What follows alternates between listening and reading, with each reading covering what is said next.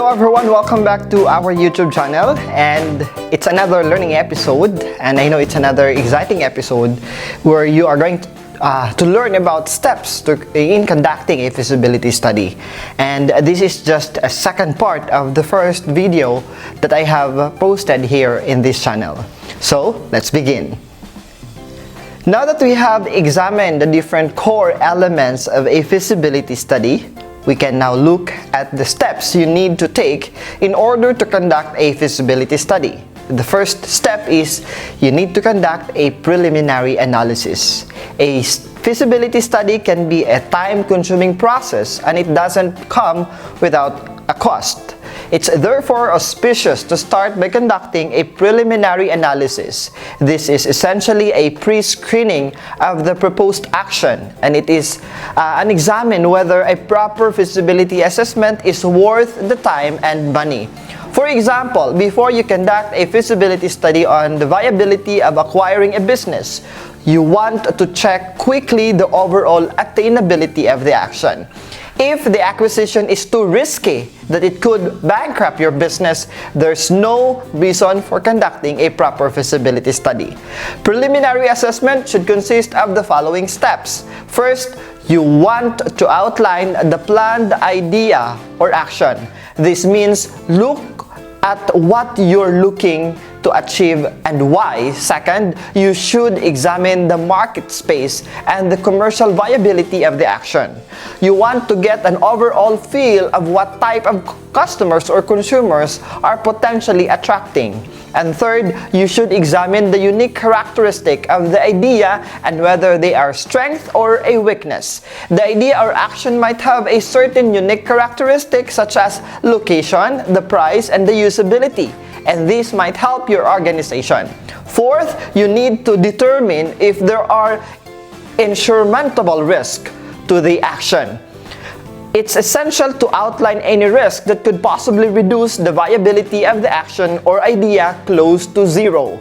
Keep in mind the above I mentioned. It's just to get an overall feel of the idea. You don't need to conduct full market research at this point, but simply understand whether there's any kind of space for the action within the market. If your preliminary analysis doesn't find any insurmountable obstacles and the commercial viability is possibly there, you can continue with the proper feasibility study. Second step, outlining the project scope and conducting the current analysis. Next, you should move on to the outlining the project scope by defining the area of the study for the feasibility study. Do you need to look at all the 5 elements of the study?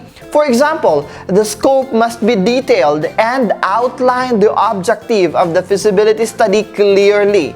It's a good idea to examine the 5 elements in terms of your action or idea and create an action plan for each section that applies for the project. It's essential to study the different parts of your business that might be influenced by the proposed action or idea, even when you're not proposing something that impacts the whole business directly. For example, launching a new product or acquiring a business or starting a business. Actions such as hiring new personnel to a single department can sometimes have an impact on sectors that might not immediately seem obvious. The key to outline the scope is about understanding the different participants and end users of the proposed idea for action. For instance, if you're moving the business to new premises, you have to understand the impact it will have on the workplace. Changes to commute of your employees can impact on the employee morale and the customers as well. Well, all customers follow your business to a new location, sometimes but not all. And finally, you also need to analyze the current situation prior to the implementation of the idea or action.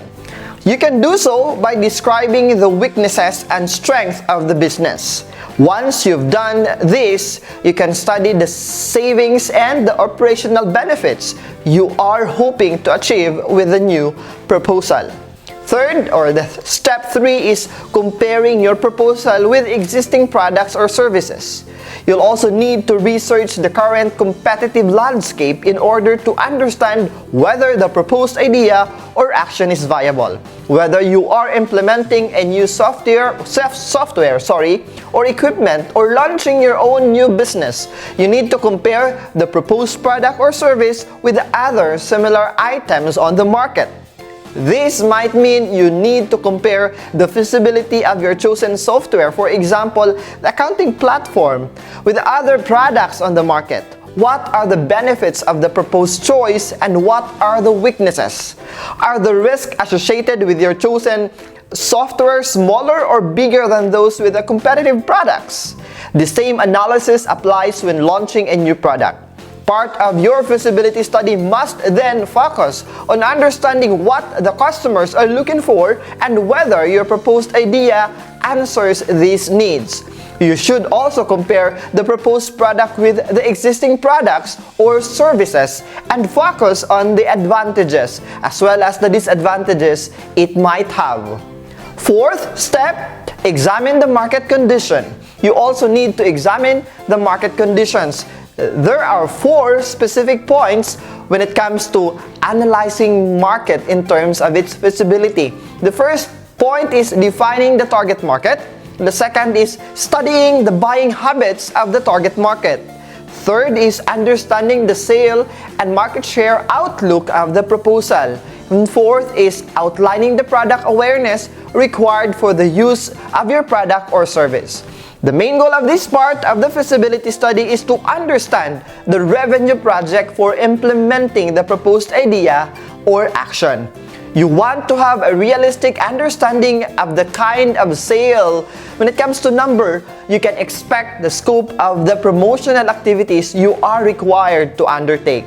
For example, in terms of product or service awareness, you must be able to determine the type of marketing required for the potential customers or understand and be able to use them. Step 5, understanding the financial cost. One of the most important steps for concluding a feasibility study involves in calculating the financial cost related to the proposal. No matter what type of idea or action your organization is considering, the financial cost of it can be the major point of determining its viability. The first rule of any successful business is the need to have an income or it goes bust. Therefore, any action your organization takes has to examine the impact it will have on the income and profit of the business. The financial costs associated with your proposed idea or action will naturally depend on the proposal. But you have to consider the following points in all instances. The first point is the resources required to implement the idea or action. The source for these resources, internal or external financing it may be. The realistic benefits of the idea or action, whether it's sales figures, boost of productivity, or cut in operational cost. The break-even schedule for the proposal. This refers to the time it takes to a point when the profit from the idea or action equals the cost associated with it. Another point is the financial risk. The financial risk associated with the idea or action. This can refer to the risk market condition, the probability of requiring more resources, and so on. And the financial cost of failure. You also need to calculate the financial cost of the worst case scenario. This can determine whether your business has the means of embarking into the new venture or not. The likelihood of having to use estimate in the above calculation is relatively high. It's important to conduct proper research and to be as realistic with your figures as possible. After all, positive surprises, for example, exceeding sales figures, are not difficult to manage, unlike overly positive calculations that turns out wrong. Sixth step, reviewing and analyzing the data. Finally, you need to review your feasibility study carefully and examine the findings with time. A good rule of thumb is to simply take a step back and reflect on the research before jumping into conclusion. After your study, look around and consider the following questions. Are there any risks you weren't aware of previously? Have the market condition changed? Has the competition changed? Is your business situation still the same in terms of operations and economic situation? If the conditions have changed, you can review these parts of the feasibility study. Once you've reviewed your results, you can go ahead with the final decision. The feasibility study should provide you the answer of either moving ahead with the proposed idea or action, or scraping the idea and looking for something different. I hope you learned in this vlog. And for the next episode, we are going to talk about how to write your feasibility study. It will be a two-part, and that would be the first part for the next vlog. And I hope you enjoy watching and at the same time, you learned something.